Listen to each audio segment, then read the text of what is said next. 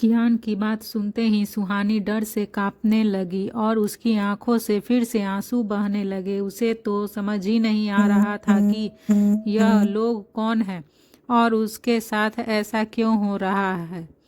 फिर कियान सुहानी को धमकी देकर वहां से चला गया और उसके पीछे सभी गार्ड भी वहां से चले गए।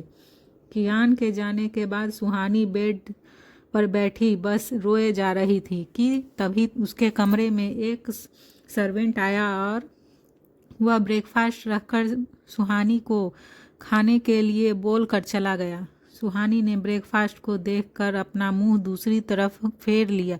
उसे रह रह कर कियान की कही हुई बातें याद आ रही थी और उसकी बातें याद करके उसे बहुत गुस्सा आ रहा था। फिर गुस्से में उसने अपनी मुट्ठी को कस कर बंद कर लिया और खुद से बोली, मैं उसकी बात क्यों मानूं? आखिर वह है कौन? क्यों रहूं मैं इस विला में? मैं यहाँ से भाग जाऊंगी। यह कहकर वह बेड से नीचे उठी और धीमे कदमों से चलकर बाहर आई। कमरे के बाहर का नज़ारा देखकर सुहानी की आंखें फटी की फटी रह गई। फिर वह अपनी नज़रें चारों तरफ घुमाकर उस विला को देखते हुए खुद से बोली, इतना बड़ा विला? कियान का विला बहुत ही बड़ा और खूबसूरत था। वहाँ की हर एक चीज़ यूनिक और ऑथेंटिक थी। फिर सुहानी ने कुछ कदम आगे जाकर देखा तो उसे कोई भी नज़र नहीं आया। किसी को ना देखकर वह खुश हो गई और फिर उसने अपने मन ही मन कहा, चलो अच्छा है, कोई नहीं है, अब मैं आराम से यहाँ से निकल सकती हूँ। यह कहकर वह दबे पांव सीढ़ियों से नीचे हॉल में आई और फिर पर्दे के पीछे छिपते हुए मैं डोर तक आ गई। फिर सुहानी ने जैसे ही एक कदम बाहर की तरफ रखा तो तभी एक अलार्म के जैसी आवाज़ पूरी विला में बजने लगी। आवाज़ सुनकर वह कुछ समझ पाती तब तक उसने चारों तरफ से गार्ड से घेर लिया और उसकी तरफ गन पॉइंट करके खड़े हो गए। उस अलार्म की आवाज़ सुनकर राहुल भी आ गया और वह सुहानी को देखते हुए बोला, तुम यहाँ तक कैसे आई? सुहानी राहुल को घूरते देखने लगी, जैसे कह रही हो अपने पैरों से चल कर आई। तभी राहुल सुहानी को अंदर लेकर आया और उसे ऊपर अपने कमरे में जाने के लिए कहा। वह राहुल की बात मानकर अपने कमरे में जाने लगी कि तभी उसकी नज़रें सामने खड़े शख्स पर गई। ऊपर कियान खड़ा था। वह अपने दोनों हाथों से रेलिंग को पकड़कर थोड़ा झुकते हुए सुहानी को अपनी काली आंखों से घूर रहा था। सुहानी ने जब कियान को खुद को घूरता हुआ पाया तो वह अंदर तक कांप गई और मन ही मन में खुद से बोली, आखिर यह है कौन? इसे क्या लगता है कि यह मुझे यहाँ कैद करके रखेगा? मैं यहाँ से निकल कर दिखाऊंगी। यह कहते हुए सुहानी ऊपर आई। वह अभी भी कियान को मन ही मन कोस रही थी कि तभी उसे अपने हाथ पर किसी के हाथ की पकड़ महसूस हुई। फिर उसने पीछे मुड़कर देखा तो उसके सामने कियान खड़ा था। उसके यूं हाथ पकड़ने पर सुहानी के आंखें गुस्से से भर गई, पर कियान बिना उसकी तरफ देखे उसे खींचकर कमरे में ले गया और ले जाकर उसे बेड पर धक्का दे दिया। सुहानी धड़ाम से बेड पर गिर गई। फिर वह जल्दी से पीछे मुड़ी और उठने लगी, पर तभी कियान ने बेड के कॉर्नर पर अपना एक पैर रखकर उस पर अपना एक हाथ टिकाया और अपने दूसरे हाथ से झुककर सुहानी की गर्दन पकड़कर उसे थोड़ा ऊपर उठाया। सुहानी यह देखकर पूरी तरह डर गई थी और उसकी आंखें बड़ी हो गई। फिर कियान ने अपने चेहरे को सुहानी के चेहरे के पास ले जाकर अपने दांत पीसते हुए उसकी आंखों से देखकर कहा, हिम्मत कैसे हुई तुम्हारी यहाँ से भागने की? तुमने सोचा भी कैसे कि तुम यहाँ से भाग जाओगी और मेरी कैद से आज़ाद हो जाओगी? तब मेरी मर्जी के बिना सांस भी नहीं ले सकती। यहाँ से भागना तो दूर की बात है।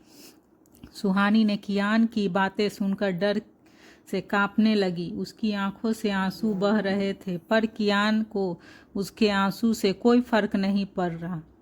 फिर वह कुछ देर तक ऐसे ही अपनी काली आंखें से उसे डराता रहा। फिर वह सुहानी से दूर होकर बोला, अब यही तुम्हारी जिंदगी है, अब तुम इसी कमरे में रहोगी और टॉर्चर सहोगी। यह सुनकर सुहानी बेड से उठकर अपने आंसू पोंछते हुए कियान की तरफ देखकर बोली, आखिर है कौन आप? क्यों आप मेरे साथ ऐसा कर रहे हो? क्या बिगाड़ा है मैंने आपका? मैं तो आपको जानती भी नहीं। सुहानी ने एक ही सांस में अपनी सारी बातें कह दी। कियान चुपचाप खड़ा उसकी बातें सुन रहा था। उसकी बातें सुनकर वह अब खूंखार शेर जैसा लग रहा था। फिर कियान ने सुहानी के पास आकर अपने एक हाथ से उसके बालों को पकड़कर उसके चेहरे को अपने चेहरे के नज़दीक लाकर कहा, क्या बिगाड़ा है तुमने मेरा? जानना चाहती हो? तुमने मुझसे वह छीना है जिसे मैं इस दुनिया में सबसे ज़्यादा प्यार करता था। तुमने मुझसे दूर किया है, मुझे वह छीना है, और अब मैं तुम्हारी ज़िंदगी से हर वह चीज़ छीन लूँगा जिससे तुम्हें खुशी मिलती है। फिर चाहे वह कोई भी हो, तुम्हारी ज़िंदगी को मैं नर्क बना दूँगा। तुम मुझसे अपनी मौत की भीख मांगोगी। यह कहकर कियान सुहानी को खुद से दूर धकेल कर चला गया। सुहानी उसे भीगी आंखों से जाती हुई देखती रह गई। वहीं दूसरी तरफ सुहानी के घर में अनंत और ऐश्वर्या ने घर से निकलने की सारी तैयारी कर ली थी। फिर अनंत गए और बाहर खड़े गार्ड्स को घर के अंदर लेकर आए। फिर गार्ड्स ने घर के अंदर आते हुए अनंत से पूछा, आपने हमें क्यों बुलाया है? गार्ड्स की बात पर अनंत हंसते हुए बोले, आप लोग हमारा कितना ख्याल रखते हैं, हम सब को प्रोटेक्ट करते हैं। यह सुनकर एक गार्ड अनंत को बीच में रोकते हुए बोला, हम लोग बस अपना काम कर रहे हैं। तभी ऐश्वर्या हाथ में ट्रे लिए गार्ड के पास आई और वह भी नकली हंसी हंसते हुए बोली, कल आपने हमारी इतनी हेल्प की, उसके लिए हम आपको थैंक यू कहना चाहते हैं।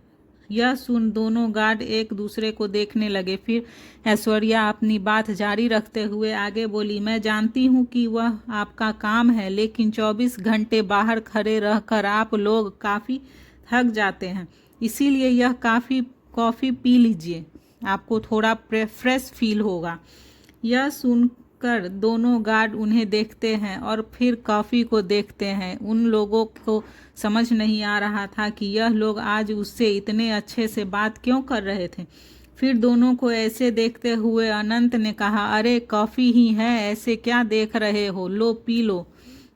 अनंत के कहने पर फिर वह दोनों ही कॉफ़ी पीने लगे।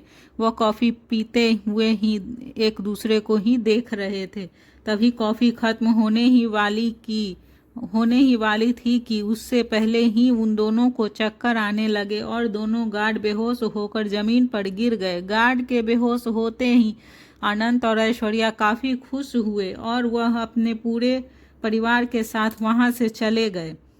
वहीं उधर सुहानी रोते रोते बेहोश हो गई थी और अब उसे थोड़ा थोड़ा होश आने लगा था। वह उठकर कुछ देर बेड पर बैठी और फिर वॉशरूम चली गई। उसके आंसुओं की निशान उसके चेहरे पर बन गए थे। फिर वह अपना मुंह धोकर वापस आई और कमरे में टहलते हुए खुद से बोली, यह इंसान जो भी है, मैं इसे बताकर रहूंगी कि मैं कौन हूँ, बस एक बार यहाँ से निकल जाऊं।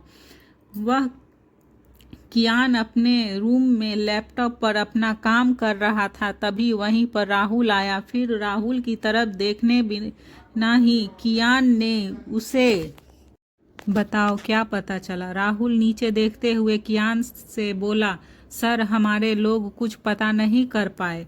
यह सुनकर कियान ने अपनी गुस्से वाली आंखों से राहुल को देखते हुए कहा, क्या मतलब है तुम्हारा? कुछ पता नहीं चला? यह लड़की ही है ना, कोई भूत तो नहीं है जिसके बारे में कुछ पता नहीं चले?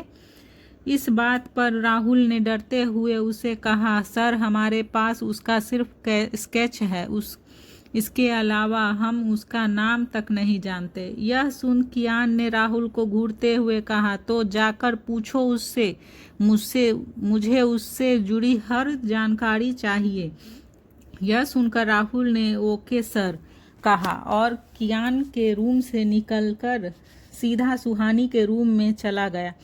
हमारे कमरे में जाते ही राहुल ने हम सुहानी को देखा, तभी सुहानी की नज़रें भी उस पर पड़ी और वह उसके सामने आकर खड़ी हो गई। फिर सुहानी कुछ कहती उससे पहले ही राहुल ने उसे पूछा, आपका नाम क्या है? सुहानी राहुल का सवाल सुनकर वैसे उसे हैरानी से देखते हुए बोली, कैसे हो आप लोग?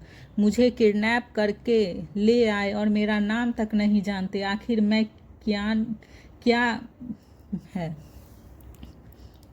एक तो तुम लोग ने मुझे ज़बरदस्ती इस विला में रखा हुआ है और अब तुम मेरा नाम भी मुझसे ही पूछ रहे हो। यह सुनकर राहुल उसे देखते हुए बोला, हमारे पास सिर्फ आपका स्केच था, इसके अलावा और कोई डिटेल नहीं थी आपकी। आप प्लीज़ हमें नाम बताइए। उसके पूछने पर सुहानी मन ही मन खुद से बोली, यह सब के सब पागल हैं, इन्हें क्या लगता है मैं इन्हें अपना नाम बताऊंगी? कभी नहीं। वह यह सब सोच ही रही थी कि तभी राहुल ने फिर से कहा, प्लीज़ आप अपना नाम बता दीजिए। तभी वह राहुल को एटीट्यूड दिखाते हुए अपने एक गाल पर उंगली रखते हुए बोली, मेरा नाम क्या है? फिर एक झटके से राहुल की तरफ पलटकर उसे देखते हुए बोली, मेरा नाम मुझे याद नहीं आ रहा, जब याद आएगा तो मैं बता दूंगी। सुहानी की बात सुनकर राहुल उसे आंखें फाड़ कर देखने लगा। फिर वह उसे देखते हुए मन ही मन खुद से बोला, हे भगवान, मुझे ही क्यों ऐसे लोग मिलते हैं? कियान सर क्या कम थे जो अब यह भी आ गई। अब हम लोग क्या करेंगे? रक्षा करना हमारी भगवान इन अजीब प्राणियों से। फिर उसने एक बार फिर सुहानी से उसका नाम पूछा, पर इस बार भी सुहानी ने उसी स्टाइल में मना कर दिया। वह सुहानी को ऐसे देख रहा था जैसे वह कोई 5 साल की बच्ची थी जो अपना नाम भूल गई थी। राहुल अब समझ गया था कि वह उसे कुछ नहीं बताने वाली। फिर वह वहां से जाने के लिए पलटा कि तभी उसे सामने कियान खड़ा दिखा। राहुल ने कियान को देखकर अपने मुंह में आए पानी को अंदर ले लिया और चुपचाप वहां से चला गया। वह कियान को देखकर समझ गया था कि कियान ने दोनों की कन्वर्सेशन सुन ली है।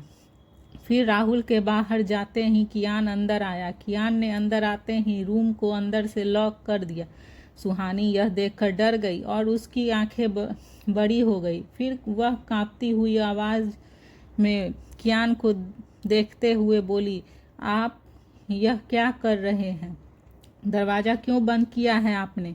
कियान ने एक डेविल स्माइल सुहानी को देते हुए कहा, ताकि कोई हमें डिस्टर्ब ना कर सके। कियान की बात सुनकर सुहानी और भी ज़्यादा घबरा गई और पीछे होते हुए उसे बोली, आप मतलब क्या है? कियान अपने डेंजर आवाज़ से आते हुए बोला, अभी पता चल जाएगा। यह बोलते हुए कियान आगे बढ़ने लगा। क्या यह इंसान पागल हो गया है? यह कहना क्या चाहता है? सुहानी मन ही मन खुद से बोलने हुए पीछे हटने लगी और साथ ही कियान को 1000 गालियां भी दे रही थी। वहीं कियान अब उसके और भी नज़दीक आ गया। सुहानी पीछे हटते ही जा रही थी कि तभी उसकी पीठ वॉशरूम के दरवाजे से टकरा गई। अब वह और भी ज़्यादा घबराने लगी थी। फिर वह जैसे ही वहां से जाने को हुई तो कियान ने एक तरफ से अपना हाथ रख दिया। फिर सुहानी दूसरी तरफ से जाने को हुई, तभी कियान ने दूसरी तरफ से अपना हाथ रख दिया। अब सुहानी ही खड़ी घबराई नज़रों से कियान को देख रही थी, तो वहीं कियान के चेहरे पर कोई भी एक्सप्रेशन नहीं था। वह अपनी कातिल निगाहों से उसे देख रहा था। कियान की आंखें बेहद नशीली थी, इतनी कि उसकी आंखों में देखते ही देखने वाले को नशा हो जाए।